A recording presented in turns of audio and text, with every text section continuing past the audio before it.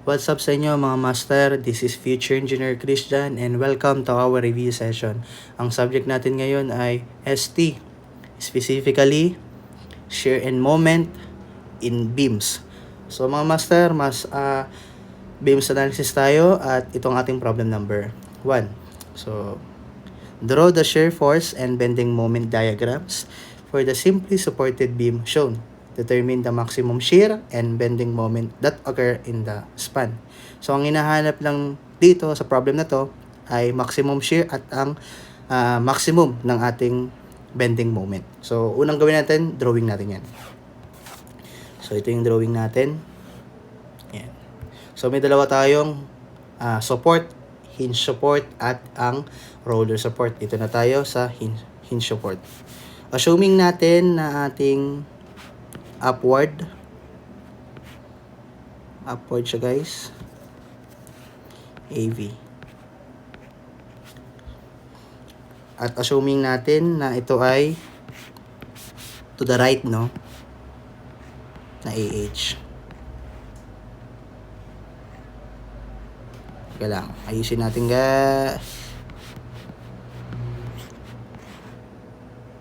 ayusin lang natin kahit pa paano. Yan. AH. Laki. Yan. So, na-determine na natin yung hinge support. Dito naman tayo sa roller. Sa roller support, assuming natin na upward ang reaction, no, ng DV. Yan. So, at least, na-determine na natin yan. Basta kang roller, isa lang ang reaction yan, vertical, no? Vertical reaction. So, ngayon, solve natin yung mga reactions ng hinge and roller support. So, una, kita natin na mayroon tayong mga vertical na force. Ito yung 12, ito yung 10. No? Vertical siya. Ito rin naman yung TV. May force din dyan at may force din dito. Papalabasin natin yon using moment or summation of vertical. Pero may nakikita ba tayong horizontal? Since wala, at ito AH lang meron, so pwede natin siyang i-cancel. Kasi wala eh. So, ang papalabasin lang natin ay mga vertical na force lang. So, mag-moment na tayo. Moment tayo para palabasin natin yung DV, no? Kahit saan tayo mag-moment. Moment at A or moment at D. Kahit saan dyan. Pero, syempre, using dito tayo sa left side, mag-moment tayo sa A para palabasin natin yung DV. So, reaction lang tayo.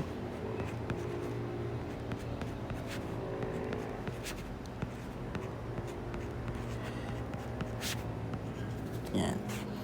So, ang sabi ko nga, moment at ano tayo? Summation of moment at A, it equals to 0. Clockwise, positive. So, DV, so negative DV, no? Negative DV.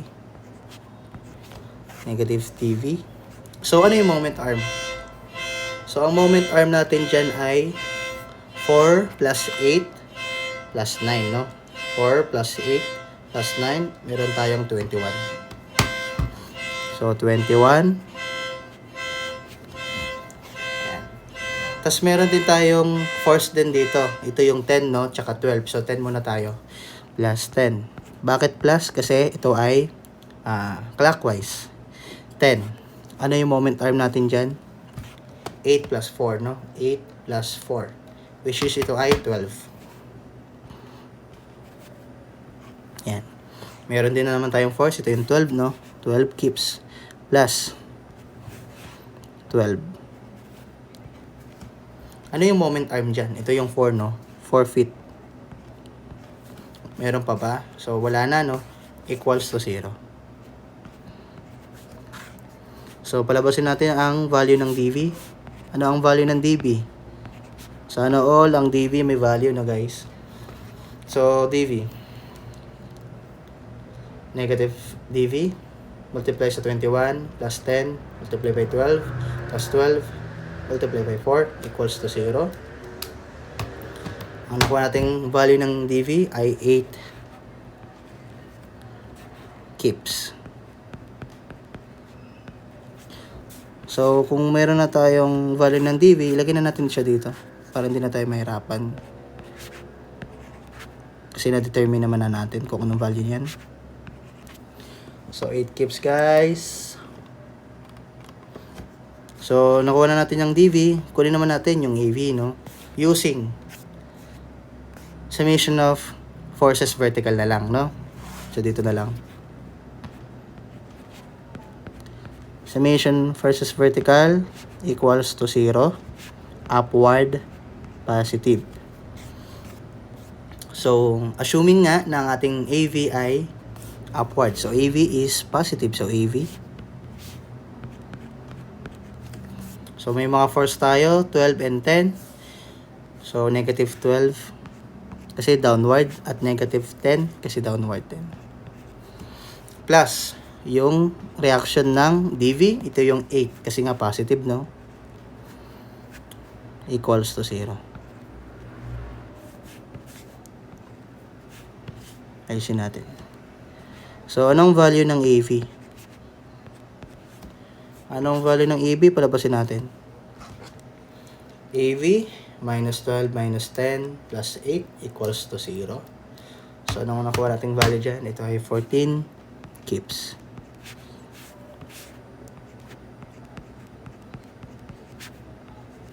So, 14 keeps daw. Ilagay natin dito. 14 keeps. So, yun.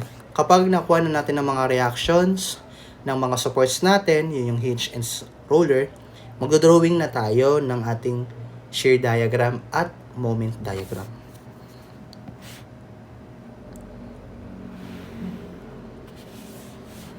Drawing na natin yan.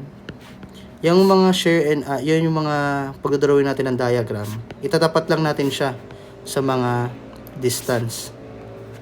Tulad ng 4, 8, and 9, no? Tapos hatiin natin sa gitna. Yan. So, ito, from N, so 0. From initial to N, 0 din. So, determine natin, ito ay upward, positive, downward, negative. So, ito ay shear, no? Shear diagram. So, sabihin natin V minus, or V is to D. O kaya, sinasabi yan ay V diagram or shear diagram. Ganun din sa ating moment diagram. Pag-iwalayin na lang natin kasi ayoko yung magkakasama eh. Ano, di tayo malito. Diyan, ganyan tayo. Pero pwede naman magkadikit, pero sa akin kasi pinaghihiwalay ko para di ako mahirapan or hindi ako malito. No. Ayun, kanya-kanya naman tayong reference, mga master. So, yun. So, sa shear diagram, magbe-base tayo dun sa illustration natin or yung drawing natin. Yan. So, meron tayong reaction ng 14. Pataas, upward. So, angat natin. So, from initial to 14. So, tumaas.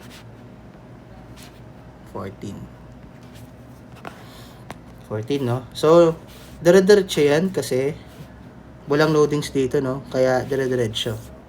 So, kapag walang loadings, dire-diretso lang. Ayusin lang natin, guys. Yan, ayusin lang natin.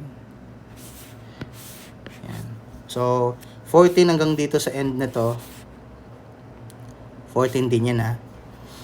Yan. So, 14.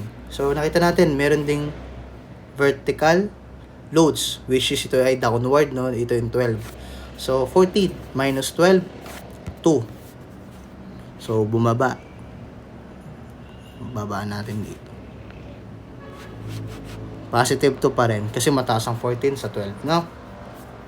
So, 2, diretso ulit hanggang dito. Kasi wala namang loadings dito, no? Kaya diretso lang.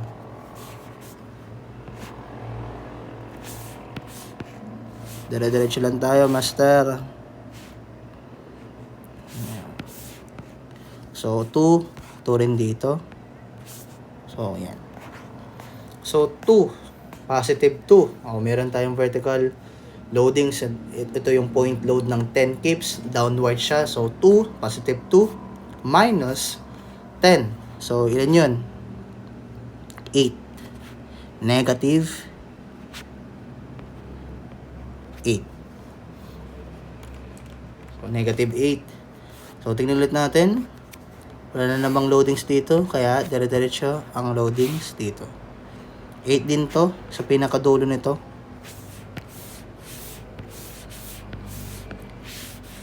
Ayusin lang natin para maayos. Hindi pangit. So, negative 8 din dito. Negative 8 yun, no? Ano natin lagay? Negative 8. So, meron daw na reaction tayo. May reaction tayo. Yun yung DV na 8 or positive 8. So, negative 8 plus positive 8. Ano yun? 0. So, napa-0 natin. Ayusin lang natin. Yan. So, pwede na natin to linyahan. Yan. Ito yung shear diagram, no? Ang mahalaga lang naman talaga sa shear and moment diagram ay mapasiro natin ang ating shear at ang ating moment diagram. Kasi kung hindi natin siya napasiro, tayo ay masisiro sa exam. Let's go. So, ito ay positive. Positive din dito. Huwag natin lagay na si below. Yan. Ito ay negative. Yan. Mahalaga yan na nag-assign tayo ng ating positive or negative, mga sign convention. Napakahalaga niyan kasi ginagamit natin yan sa ating moment diagram. So, nakuha na natin ang ating shear diagram. So, dito na tayo sa moment diagram. Uy, hindi natin napalitan. Moment diagram tayo, master, dito. Yan.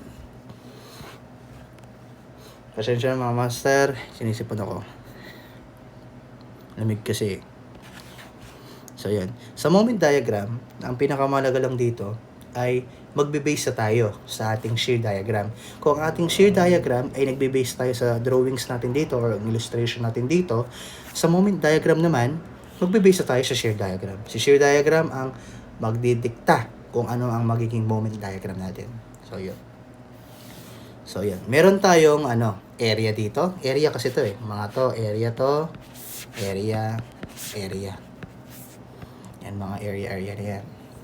So, may mga area tayo. Ano bang area nito? Ito ay rectangular na area. Sabihin natin ito ay area 1. Area 2. Area 3.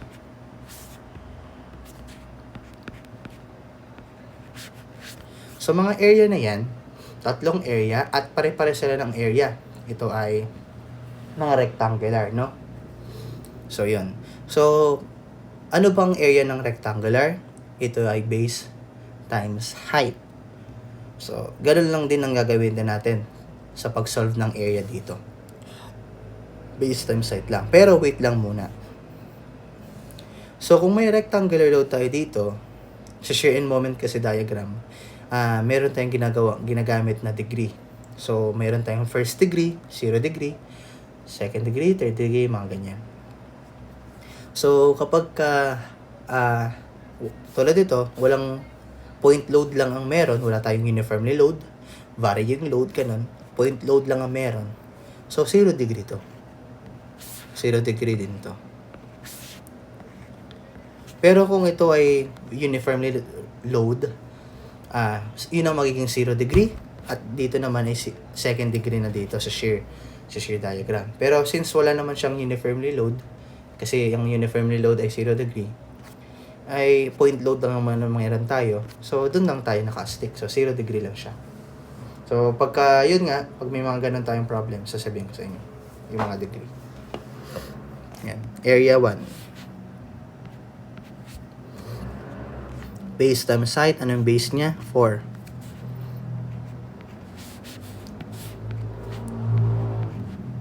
Times yung height na 14. Ilan yan? 4 times 14, 56. Ayusin natin. 56 daw. From initial, umangat ng 56. Sabihin natin dito na lang yung 56. 56. Pasensya sa mga sulat. Pangit kasi handwriting ko. Handwriting ko. So, 56 yan, no? Yan. Proceed na tayo sa area 2. Base times height ulit. Ano yung base ito? 8.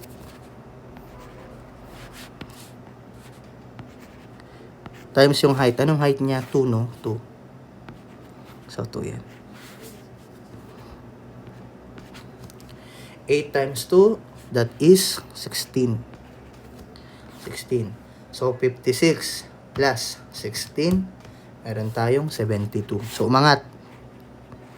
72 daw. Dito na lang. 72 daw yan. Ayusin natin. Yan. So, 72. So, solve naman natin tong area na to. Area 3. Ganun ulit. Base times height. Ano yung base ito? 9. Times yung height na negative 8.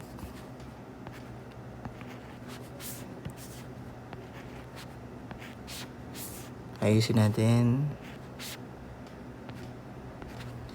So, 9 from positive 9 times negative 8, we have negative 72. So, positive 72 minus 72, it equals to 0. Gaya na sabi, pag napa-0 ang ating moment, ito ay tama. Huwag lang tayo ma-0 sa exam. Yun, patay tayo dyan. Positive, positive, positive. So, napa-0 natin yung shear at moment diagram natin. So, kapag napa-0 na natin yan, babalik na tayo sa problem. Ano yung problem natin? Determine the maximum shear and bending moment. So, maximum shear. So, yan. So, ano yung maximum shear? Sabihin na natin Vmax. Tapos, Mmax.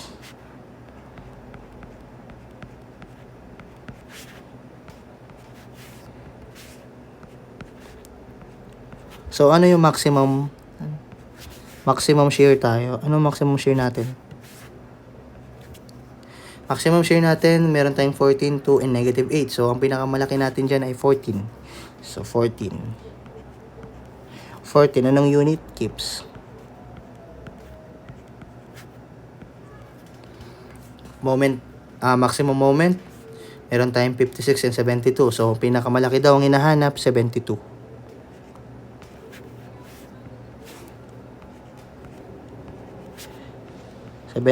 Keeps fit. So, yun lang. Yun lang ang pag-solve ng maximum. Ayun lang ating pag-solve ng shear and moment in beams. This is from problem number 1. Easy lang natin. Sorry. Meron na tayong maximum shear and maximum moment. So, ito ay ating problem number 1.